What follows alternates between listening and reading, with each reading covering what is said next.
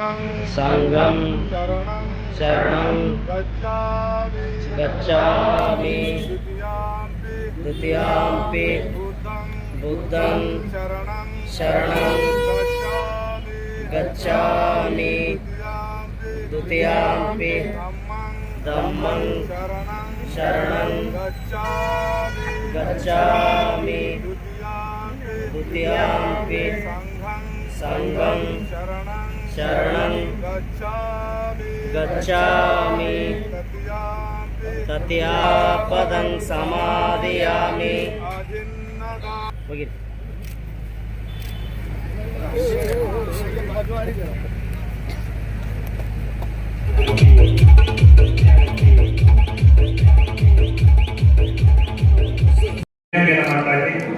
ನಾನು ಸಂವಿಧಾನ ಎಂಬ ಪ್ರಗತಿಯ ರಥವನ್ನು ಇಲ್ಲಿಯ ತನಕ ಎಳೆದು ತಂದು ನಿಲ್ಲಿಸಿದ್ದೇನೆ.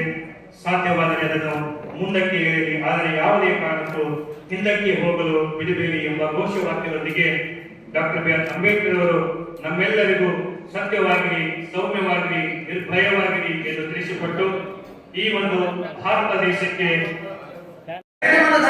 ನಾವು ನಡೆದಾಗ ಮಾತ್ರ ಅಂಬೇಡ್ಕರ್ ಜಯಂತಿ ಅಂಬೇಡ್ಕರ್ ಜಯಂತಿಯನ್ನು ಮಾಡಿ, ಮೆರವಣಿಗೆಯನ್ನು ಮಾಡಿ, ಅದ್ಭುತವಾದ ವೈಭವ ರೀತಿಯಿಂದ ಅಲಂಕಾರಗೊಳಿಸಿ, ಅದು ಅಂಬೇಡ್ಕರ್ಗೆ ಬೇಕಾಗಿಲ್ಲ. ಅಂಬೇಡ್ಕರ್ಗೆ ಬೇಕಾದದ್ದೇನು? ಓದು, ಚಿಂತನ, ಮಂಥನ. ಯಾರೇ ಇರಲಿ, ಶಿಕ್ಷಕರೇ ಇರಲಿ, ಎಂಜಿನಿಯರೇ ಇರಲಿ, ಡಾಕ್ಟರೇ ಇರಲಿ, ರಾಷ್ಟ್ರಪತಿನೇ ಇರಲಿ, ಓದಬೇಕು. ಓದು, ಚಿಂತನ, ಮಂಥನ, ನಿತ್ಯ ಜಪಿಸಬೇಕಾದ ಮಹಾಮಂತ್ರಗಳು ಇವು ಅಂಬೇಡ್ಕರ್ ಅವರ ಜೀವನದಲ್ಲಿ ಅಳವಡಿಸಿಕೊಂಡಿದ್ರು. ಆ ಮಹಾಮಂತ್ರಗಳನ್ನು ಕೂಡ ನಾವು ವಿದ್ಯಾರ್ಥಿಗಳಾದ ನಾವು, ಶಿಕ್ಷಕರಾದ ನಾವು, ಅಥವಾ ಇನ್ನಾವುದೇ ಇಲಾಖೆಯಲ್ಲಿ ಕೆಲಸ ಮಾಡತಕ್ಕಂತಹ ನಾವುಗಳು ಚಾಚೂ ತಪ್ಪದೆ ಪುಸ್ತಕ ಪ್ರೇಮಿಗಳಾಗಿ ಮನೆಯಲ್ಲಿ ಒಂದು ಪುಟ್ಟ ಗ್ರಂಥಾಲಯವನ್ನು ಇಟ್ಟುಕೊಂಡು ವಿವಿಧ ಕ್ಷೇತ್ರಗಳಿಗೆ ಸಂಬಂಧಪಟ್ಟಂತಹ ಗ್ರಂಥಗಳನ್ನು ಅಧ್ಯಯನ ಮಾಡಿ ಅವರ ಹಾಗೆ ಸ್ವಲ್ಪವಾದ ಜ್ಞಾನ ನಾವು ಗಳಿಸಿಕೊಂಡಿದ್ದೇ ಆದ್ರೆ, ಜ್ಞಾನ ಪಿಪಾಸಿಗಳಾದ್ರೆ, ಜ್ಞಾನದಾಹಿಗಳಾದ್ರೆ ಅಂಬೇಡ್ಕರ್ ಜಯಂತಿ ಸಾರ್ಥಕ. ಅಂಬೇಡ್ಕರ್ ಅವರಿಗೆ ಹೇಳಿ ಮಾಡಿಸಿದಂತ ಒಂದು ಅಲ್ಲಮ ಪ್ರಭುವಿನ ವಚನ, ಅದನ್ನು ನಾನಿಲ್ಲಿ ಹೇಳ್ತೀನಿ. ಹೇಮ ನಿನ್ನದಲ್ಲ, ಭೂಮಿ ನಿನ್ನದಲ್ಲ, ಕಾಮಿನಿ ನಿನ್ನವಳಲ್ಲ, ಇವು ಜಗತ್ತಿಕ್ಕಿದ ವಿಧಿ. ನಿನ್ನೊಡವೆ ಎಂಬುದು, ನಿನ್ನ ಒಡವೆ ಎಂಬುದು ಗುರುಲಿಂಗ ಜಂಗಮಕ್ಕೆ ಮಾಡುವ ಜ್ಞಾನ ದಾಸೋಹ ರತ್ನ. ಅಂತಪ್ಪ ಆ ದಿವ್ಯ ಜ್ಞಾನ ರತ್ನವ ನೀನು ಕೆಳಗುಡದೆ ಅಲಂಕರಿಸಿದೆಯಾದರೆ ನಮ್ಮ ಗುರುಗುಹೇಶ್ವರ ಲಿಂಗದಲ್ಲಿ ನಿನ್ನಿಂದ ಬಿಟ್ಟು ಶ್ರೀಮಂತರಾರು ಇಲ್ಲ ಕಾಣ ಎಲೆ ಮನವೇ. ಅಂತಪ್ಪ ಆ ದಿವ್ಯ ಜ್ಞಾನ ರತ್ನವನ್ನು ಹುಡುಕಿ ಹೊರಟಂತವರು ಅಪ್ಪಟ ಜ್ಞಾನನಿಧಿ ವಿಶ್ವರತ್ನ ಡಾಕ್ಟರ್ ಬಾಬಾ ಸಾಹೇಬ್ ಅಂಬೇಡ್ಕರ್ ಜ್ಞಾನ ರತ್ನವನ್ನು ಅಲಂಕರಿಸಿದರು, ಆಭರಣಗಳನ್ನು ಅಲಂಕರಿಸಿದವರಲ್ಲ.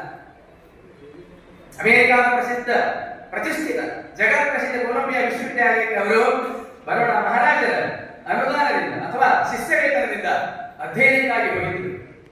ಆದರೆ ಅಧ್ಯಯನಕ್ಕೆ ಹೋಗಿ ಅಲ್ಲೇ ವಿಶ್ವವಿದ್ಯಾಲಯದಲ್ಲಿ ಪ್ರಾಧ್ಯಾಪಕರಾಗಿರ್ಬೇಕಾಗಿದ್ದವರು, ದೊಡ್ಡ ಹುದ್ದೆಯಿಂದ ಅಲಂಕರಿಸಿ ವೈಸ್ ಚಾನ್ಸಲರ್ ಆಗಬೇಕಾಗಿದ್ದವರು ಆಗಲಿಲ್ಲ.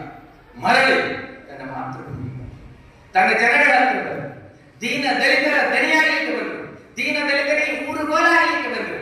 ಇಲ್ಲಿರ್ತಕ್ಕಂತಹ ಸಮಸ್ಯೆಗಳನ್ನ ಅಧ್ಯಯನ ಮಾಡಿರ್ತಕ್ಕಂತಹ ಅಂಬೇಡ್ಕರ್ ಅವರು ಮರಳಿ ಮಾತೃಭೂಮಿಗೆ ಬಂದು ತನ್ನ ಕಾರ್ಯವನ್ನು ಮಾಡಿ ಯಶಸ್ವಿ. ವಿದೇಶದಲ್ಲಿ ಅಧ್ಯಯನ ಮಾಡಿದಂತಹ ಮೊಟ್ಟ ಮೊದಲ ಪದವೀಧರ ಡಾಕ್ಟರ್ ಬಿ ಆರ್ ಅಂಬೇಡ್ಕರ್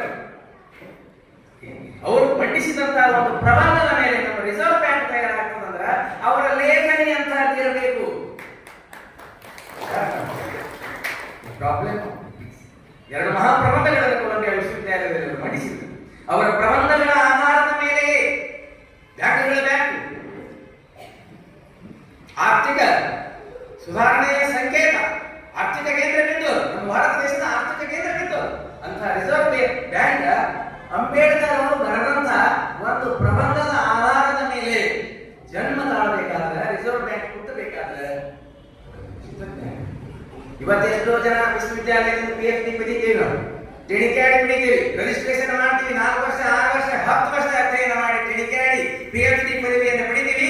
ಆ PhD ಪ್ರಬಂಧ ವಿಶ್ವವಿದ್ಯಾಲಯದ ಆದ್ರೆ ಅಂಬೇಡ್ಕರ್ ಅವರು ವಿದೇಶದಲ್ಲಿ ಬರೆದಿರತಕ್ಕಂಥ PhD ಮಹಾಪ್ರಬಂಧ ಎಷ್ಟೋ ವಿಶ್ವವಿದ್ಯಾಲಯಗಳಲ್ಲೂ ಪಠ್ಯಪುಸ್ತಕವಾಗಿ ಹೇಳಲಿಕ್ಕೆ ಸಂಬಂಧ ಅಂಬೇಡ್ಕರ್ ಅವರ ಅಧ್ಯಯನ ಅಧ್ಯಾಪನ ಓದು ಎಂಥದ್ದು, ಓದಿನಲ್ಲಿ ಅವರಿಗೆ ಆಸಕ್ತಿ ಎಷ್ಟಿರಬೇಕು ಅನ್ನೋದನ್ನ ನಾವು ಅದನ್ನೇ ಹೇಳಿದ್ದಲ್ಲ ಪ್ರಭು, ಹೇಮನಿಂದಲಲ್ಲ, ಬಂಗಾರ ನಮ್ಮದಲ್ಲ, ಭೂಮಿ ನಮ್ಮದಲ್ಲ, ಕಾಮಿನಿ ನಿನ್ನವಳಲ್ಲ, ನಮ್ಮನ್ನು ಪ್ರೀತಿಸಿ ಮೆಚ್ಚಿ ಮೋಹಿಸಿ ಮದುವೆಯಾದಂತಹ ಹೆಂಡತಿಯು ನನ್ನವಳಲ್ಲ. ಒಂದು ದಿವಸ ನಮ್ಮನ್ನು ಬಿಟ್ಟು ಹೋಗ್ತಾಳೆ, ಕೈಲಾಸಕ್ಕೆ ಹೋಗ್ತಾಳೆ. ಆಗ ನಮ್ಮ ಜೊತೆಗಿರ್ತಕ್ಕಂಥದ್ದೇನು ಜ್ಞಾನ, ಅಂತ ಅಪ್ಪಟ ಜ್ಞಾನವನ್ನ ಗಳಿಸಿಕೊಂಡವರು ಡಾಕ್ಟರ್ ಬಾಬಾ ಸಾಹೇಬ್ ಅಂಬೇಡ್ಕರ್. ವಿದೇಶದಿಂದ ಬರುವಾಗ ಅವರು ಅಧ್ಯಯನ ಮಾಡಿ ಮರಳಿ ನಮ್ಮ ದೇಶಕ್ಕೆ ಬರುವಾಗ ಬ್ಯಾಂಡ ಕೋಟ ಸೂಟ ಗೂಟ ಬಂಗಾರ ತರಲಿಲ್ಲ. ವಿದೇಶದಲ್ಲಿ ಬಂಗಾರ ಸೋಯದ ಆಗ ತರಲಿಲ್ಲ. ಅವರು ಏನು ತಂದರು? ಜ್ಞಾನ ಭಂಡಾರವನ್ನು ಹೊತ್ತುಕೊಂಡು ಬಂದರು. 24 ಪೆಟ್ಟಿಗೆ ಪುಸ್ತಕ, ಸುಮಾರು 8,000 ಪುಸ್ತಕಗಳನ್ನ ಗ್ರಂಥಗಳನ್ನ ವಿದೇಶದಿಂದ ಭಾರತಕ್ಕೆ ತಂದರು ಡಾಕ್ಟರ್ ಬಾಬಾ ಸಾಹೇಬ್ ಅಂಬೇಡ್ಕರ್. ನಾವು ಎಲ್ಲಿಯಾದರೂ ಹೋದರೆ ಪುಸ್ತಕ ಖರೀದಿಸುವ ಸಂಸ್ಕೃತಿಯನ್ನ ಬೆಳೆಸಿಕೊಳ್ಳಬೇಕು ಅಂದ್ರೆ ಅಂಬೇಡ್ಕರ್ ಅವರ ಜೀವನ ನಮಗೆ ಮಾದರಿ. ಅಂಬೇಡ್ಕರ್ ಅವರ ಜಯಂತಿ ನಾವು ಆಚರಣೆ ಮಾಡಿದ್ರೆ ನಾವು ಎಲ್ಲಿಯಾದರೂ ಪ್ರವಾಸ ಹೋದೇವಂದ್ರೆ ಒಳ್ಳೆಯ ಗ್ರಂಥಗಳನ್ನ ಮನೆಗೆ ತರೋಣ. ಆಭರಣಗಳನ್ನು ತರಬೇಡಿ ಅಂತ ನಾನು ಹೇಳಂಗಿಲ್ಲ. ಮೊದಲು ನಾವು ಪುಸ್ತಕ ಸಂಸ್ಕೃತಿಗೆ ಮನ್ನಣೆ ಹಾಕೋಣ, ಮಾನ್ಯತೆ ನೀಡೋಣ. ಅದು ನಮ್ಮ ಅಂಬೇಡ್ಕರ್ ಅವರ ಜೀವನ. ಪುಸ್ತಕ ಅಂಬೇಡ್ಕರ್ ಅವರ ಜೀವನ. ಅವರ ವೈಯಕ್ತಿಕ ಗ್ರಂಥಾಲಯದಲ್ಲಿ ಒಬ್ಬ ಲೇಖಕರು ಹೇಳ್ತಾರ, ಉತ್ಪ್ರೇಕ್ಷೆ ಇರಬಹುದು 2,500 ಗ್ರಂಥಗಳು, 2.5 ಲಕ್ಷ ಅಂತ ಹೇಳ್ತಾರ. ಉತ್ಪ್ರೇಕ್ಷೆ ಇರಬಹುದು. ಹೆಚ್ಚು ಜನರು ಹೇಳತಕ್ಕಂಥ 50,000 ರಿಂದ 60,000 ಪುಸ್ತಕಗಳು ಅವರ ವೈಯಕ್ತಿಕ ಗ್ರಂಥಾಲಯದಲ್ಲಿ ಇದ್ದು ಎಲ್ಲ ಗ್ರಂಥಗಳನ್ನು ಅವರು ಅಧ್ಯಯನ ಮಾಡಿದರು. ಅಷ್ಟೇ ಅಲ್ಲ, ಜಗತ್ತಿನಲ್ಲಿ ಜಗತ್ ಪ್ರಸಿದ್ಧ ಲೇಖಕರಾಗಿರ್ತಕ್ಕಂಥ ಅರಿಸ್ಟಾಟಲ್ ಇರಬಹುದು, ಪ್ಲೇಟೋ ಇರಬಹುದು, ಮುಂತಾದ ಜಗತ್ ಪ್ರಸಿದ್ಧ ಲೇಖಕರುಗಳ ಸಾಹಿತ್ಯವನ್ನ ಕರತಾಳಾಮಲಕ ಮಾಡಿಕೊಂಡಿದ್ರು, ಅಂಗೈನಲ್ಲಿ ಮಾಡಿಕೊಂಡಿದ್ರು ಡಾಕ್ಟರ್ ಬಾಬಾ ಸಾಹೇಬ್ ಅಂಬೇಡ್ಕರ್. ಪ್ರಚಲಿತವಿರುವ ಎಲ್ಲ ದೇಶಗಳ ಲಿಖಿತ ಸಂವಿಧಾನವನ್ನು ಅಧ್ಯಯನ ಮಾಡಿದರು ಡಾಕ್ಟರ್ ಬಾಬಾ ಸಾಹೇಬ್ ಅಂಬೇಡ್ಕರ್ ಅವರು.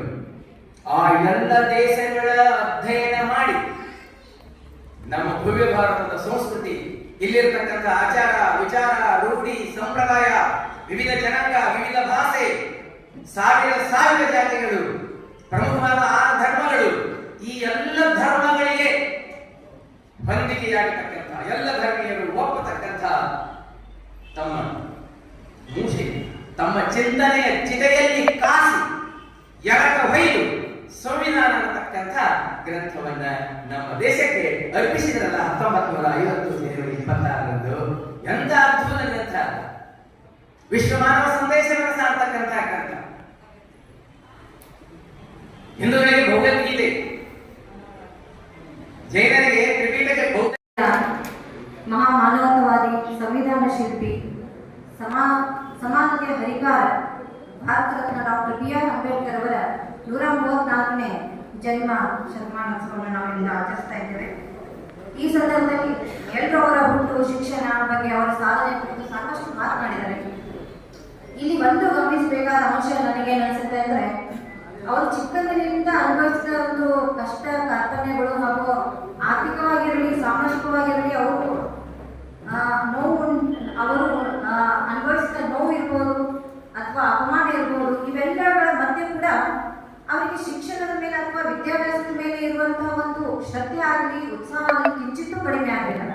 ಅದನ್ನೇ ಕೂಡ ನಮ್ಮ ಇವತ್ತಿನ ವಿಶೇಷ ಉಪನ್ಯಾಸಕರಾದವರು ತುಂಬಾ ಚೆನ್ನಾಗಿ ಹೇಳಿದರು.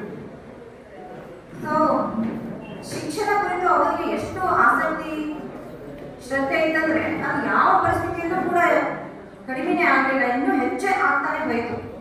ಈ ಒಂದು ಸಂದರ್ಭದಲ್ಲಿ ಒಂದು ನೆಲ್ಸನ್ ಮಂಡೇಲಾ ಅವರು ಹೇಳಿರುವಂತಹ ಒಂದು ಮಾತು ನಮ್ಗೆ ನೆನಪಾಗ್ತಾ ಇದೆ. ಶಿಕ್ಷಣದ ಕುರಿತು ಅವರು ಮಾತು ಹೇಳ್ತಾರೆ ನೆಲ್ಸನ್ ಮಂಡೇಲಾ ಅವರು, ಏನಂದ್ರೆ education is the most powerful tool which you can use to change the world. ಅಂದ್ರೆ ಈ ಶಿಕ್ಷಣ ಒಂದು ಎಂತ ಒಂದು ಶಕ್ತಿಶಾಲಿ ಆಯುಧ ಅಂದ್ರೆ ಇಡೀ ಜಗತ್ತನ್ನೇ ಒಂದು ಬದಲಾಯಿಸುವ ಶಕ್ತಿ ಶಿಕ್ಷಣಕ್ಕಿದೆ ಅಂತ. ಇನ್ನೊಂದು ವಿಷಯ ಬಾಬಾ ಸಾಹೇಬ್ ಅಂಬೇಡ್ಕರ್ ಯಾವಾಗಲೂ ಹೇಳ್ತಾ ಇದ್ದಂತೆ, ಏನಂದ್ರೆ ನಮ್ಮ ಮೂಲಭೂತ ಅಗತ್ಯಗಳು ಏನಿದಾವೆ, ಆಹಾರ, ಬಟ್ಟೆ, ವಸತಿ, ಈ 3ರ ಜೊತೆಗೆ 4ನೇದು ಶಿಕ್ಷಣ. ಇದು ಕೂಡ ಒಂದು ಮೂಲಭೂತ ಅಗತ್ಯ. ಇದು ಎಲ್ಲರಿಗೂ ಬೇಕಾಗುವಂತ ಮೂಲಭೂತ ಅಗತ್ಯ ಅಂತ ಅವ್ರು ಯಾವಾಗಲೂ ಹೇಳ್ತಾ ಇದ್ರು. ಅವರು ಆ ನಿಟ್ಟಿನಲ್ಲಿ ಚೆನ್ನಾಗಿ ವಿದ್ಯಾಭ್ಯಾಸ ಮಾಡಿದ್ರು. ತಮಗೆಲ್ಲ ಗೊತ್ತೇ, ಬಾಂಬೆ ಯೂನಿವರ್ಸಿಟಿಯಿಂದ ಅವರು ಅರ್ಥಶಾಸ್ತ್ರ ಮತ್ತು ಈ ರಾಜಕೀಯ ವಿಜ್ಞಾನದಲ್ಲಿ ಪದವಿಯನ್ನು ಪಡಿತಾರೆ. ಮುಂದೆ ನ್ಯೂಯಾರ್ಕ್ನ ಕೊಲಂಬಿಯಾ ಯೂನಿವರ್ಸಿಟಿಯಲ್ಲಿ ಅವರು ತಮ್ಮ ಉನ್ನತ ಶಿಕ್ಷಣ PhDಗಳನ್ನೆಲ್ಲ ಮಾಡ್ತಾರೆ. ಇಲ್ಲಿ ಒಂದು ವಿಷಯ ನೆನಪಿಡಬೇಕಾಗಿದೆ ಅಂತಂದ್ರೆ, ಇವರು ಏನು ಈ ತಾರತಮ್ಯ, ಭೇದ ಭಾವ, ಈ ಏನು ಅಸ್ಪೃಶ್ಯತೆ ವಿರುದ್ಧ ಏನು ಹೋರಾಟ ಮಾಡಿದ್ರು, ಇವರು ಅನುಭವಿಸಿದಂತ ಈ ಒಂದು ನೋವು ಉಳಿದವರು ಯಾರು ಅನುಭವಿಸಬಹುದು ಅನ್ನೋದು ಇವರ ಆಶಯ ಆಗಿತ್ತು. ಆ ನಿಟ್ಟಿನಲ್ಲಿ ಇವರು ತುಂಬಾ ಹೋರಾಟಗಳನ್ನು ಮಾಡಿದರು, ತುಂಬಾ ಸಂಘಟನೆಗಳನ್ನು ಮಾಡಿದರು. ಇವರು ಪರಿಷ್ಕೃತ ಹಿತೈಷಿ ಸಭಾ ಅಂತ ಒಂದು ಸಭೆಯನ್ನ ಸ್ಥಾಪಿಸಿ ಈ ನಿಟ್ಟಿನಲ್ಲಿ ತುಂಬಾ ಒಳ್ಳೆಯ ಕಾರ್ಯಕ್ರಮಗಳನ್ನು ಹಮ್ಮಿಕೊಂಡು ಈ ದಲಿತರ ಒಂದು ಉದ್ಧಾರಕ್ಕಾಗಿ ತುಂಬಾ ಶ್ರಮಿಸಿದ್ರು ಅಂತ ನಾನು ಇಲ್ಲಿ ಹೇಳಿ ಇಚ್ಛೆಪಡ್ತೇನೆ. ಇನ್ನೊಂದು ವಿಷಯ ತಮಗೆಲ್ಲ ಗೊತ್ತಿರುವ ಹಾಗೆ, ಇವರು ನಮ್ಮ ದೇಶದ ಮೊದಲ ಕಾನೂನು ಸಚಿವರು, ಸ್ವಾತಂತ್ರ್ಯ ನಂತರ ಮೊದಲ ಕಾನೂನು ಸಚಿವರಾಗಿ ಸೇವೆ ಸಲ್ಲಿಸಿ ಮುಂದೆ ಸಂವಿಧಾನದ ಕರಡು ಸಮಿತಿಯ ಅಧ್ಯಕ್ಷರಾಗಿ ಇವರು ಕೆಲಸ ಮಾಡ್ತಾರೆ. ಆ ಒಂದು ಸಂದರ್ಭದಲ್ಲಿ ಸುಮಾರು 2500ಕ್ಕಿಂತಲೂ ಹೆಚ್ಚು ತಿದ್ದುಪಡಿಗಳ ಒಂದು ಚರ್ಚೆಗಳನ್ನ ಅಲ್ಲಿ ಸಭೆಯಲ್ಲಿ ಮಾಡ್ತಾರೆ. ಆಮೇಲೆ ತಮಗೆ ಗೊತ್ತಿದೆ, ಇಡೀ ಜಗತ್ತಿನಲ್ಲಿರುವಂತಹ ದೇಶಗಳ ಅತ್ಯುತ್ತಮ ಸಂವಿಧಾನಗಳ ಒಂದು ಅಧ್ಯಯನ ಮಾಡಿ ಆ ಸಂವಿಧಾನಗಳ ಅತ್ಯುತ್ತಮ ಅಂಶಗಳನ್ನು ನಮ್ಮ ದೇಶಕ್ಕೆ ಹೇಗೆ ಬೇಕೋ ಆ ನಿಟ್ಟಿನಲ್ಲಿ ಅದನ್ನ ಒಂದು ಮಾರ್ಪಾಡು ಮಾಡಿ ಬದಲಾವಣೆ ಮಾಡಿ ನಮ್ಮ ದೇಶಕ್ಕೆ ಒಂದು ಅತ್ಯುತ್ತಮ ಸಂವಿಧಾನವನ್ನು ಕೊಟ್ಟಂತ ಮಹನೀಯರು ನಮ್ಮ ಡಾಕ್ಟರ್ ಬಾಬಾ ಸಾಹೇಬ್ ಅಂಬೇಡ್ಕರ್ ಅವರು. ಈ ಒಂದು ಸಂವಿಧಾನ ರಚನೆಗೆ 2 ವರ್ಷ 11 ತಿಂಗಳು ಮತ್ತು 17 ದಿನಗಳು ಬೇಕಾದವು ಅನ್ನೋದು ನಮಗೆಲ್ಲ ಗೊತ್ತಿರೋ ವಿಷಯ. ಆಮೇಲೆ ನಮ್ಮ ಸಂವಿಧಾನ ವಿಶೇಷತೆ ಬಗ್ಗೆ ಬಹುಶಃ ಎಲ್ರಿಗೂ ಗೊತ್ತೇ ಇದೆ. ನಮ್ಮ ಇಡೀ ಜಗತ್ತಿನ ಒಂದು ಅತ್ಯಂತ ದೊಡ್ಡ ಲಿಖಿತ ಸಂವಿಧಾನ, ಜಾತ್ಯತೀತತೆ ಅಥವಾ ಅಧಿಕಾರದ ಒಂದು ಪ್ರತ್ಯೇಕತೆ ಇರ್ಬೋದು, ಒಕ್ಕೂಟ ವ್ಯವಸ್ಥೆ ಇರ್ಬೋದು, ಈ ಸಂಸದೀಯ ಸಾರ್ವಭೌಮತ್ವ ಅನ್ನೋದು ಇರ್ಬೋದು, ಇವೆಲ್ಲಗಳು ನಮ್ಮ ಸಂವಿಧಾನದ ಒಂದು ಅತ್ಯುತ್ತಮ ವಿಶೇಷ ಗುಣಗಳಂತಾನೆ ನಾನು ಇಲ್ಲಿ ಹೇಳಲಿಕ್ಕೆ ಇಚ್ಛೆಪಡ್ತೇನೆ. ಇದರ ಜೊತೆಗೆ ಅಂಬೇಡ್ಕರ್ ಅವರು ಬ್ರಿಟಿಷರ ಕಾಲದಲ್ಲಿ ಏನು ಬ್ರಿಟಿಷ್ ಸರ್ಕಾರದ ಮುಂದೆ ದಲಿತರ ಒಂದು ಪ್ರತಿನಿಧಿಯಾಗಿ ಪ್ರತಿಯೊಂದು ವಿಷಯದಲ್ಲಿ ದಲಿತರ ಪ್ರತಿನಿಧಿಯಾಗಿ ಪ್ರತಿನಿಧಿಸ್ತಾರೆ. ಇದರಲ್ಲಿ ಒಂದು ವಿಷಯ ಹೇಳಬೇಕಂದ್ರೆ, ಪ್ರತ್ಯೇಕ ಮತದಾರರ ಒಂದು ಅವರ ಏನು ಬೇಡಿಕೆ ಇತ್ತು ಅದನ್ನು ಕೂಡ ಅವರು ಲಂಡನ್ನಲ್ಲಿ ನಡೆದ ದುಂಡು ಮೇಜಿನ ಸಮ್ಮೇಳನಗಳಲ್ಲಿ ಪ್ರತಿಪಾದಿಸಿ ಇದೇ ಒಂದು ಮುಂದೆ ಪುನಃ ಒಪ್ಪಂದಕ್ಕೆ ಒಂದು ರೂಪಾಂತರಗೊಳ್ಳುತ್ತದೆ ಅಂತ ಹೇಳ್ಬೋದು. ಇಷ್ಟು ಹೇಳಿ ಈ ಒಂದು ಅಂಬೇಡ್ಕರ್ ಅವರ ಡಾಕ್ಟರ್ BR ಅಂಬೇಡ್ಕರ್ ಅವರ ಏನು ಜೀವನ ಚರಿತ್ರೆ ಇದೆ ನಮ್ಮೆಲ್ಲರಿಗೆ ಮಾದರಿ ಆಗಬೇಕು, ನಮ್ಮೆಲ್ಲರಿಗೆ ಆದರ್ಶವಾಗಬೇಕು. ಅವರ ಒಂದು ಆದರ್ಶ ಗುಣಗಳು, ಮೌಲ್ಯಗಳು ನಮ್ಮ ಜೀವನದಲ್ಲಿ ನಾವೆಲ್ಲರೂ ಅಳವಡಿಸಿಕೊಂಡು ಒಂದು ಉತ್ತಮ ಸಮಾಜದ ಪ್ರಗತಿಯತ್ತ ನಾವೆಲ್ಲ ಸಾಗೋಣ ಅಂತ ಹೇಳಿ ನಾನು 2 ಮಾತುಗಳನ್ನು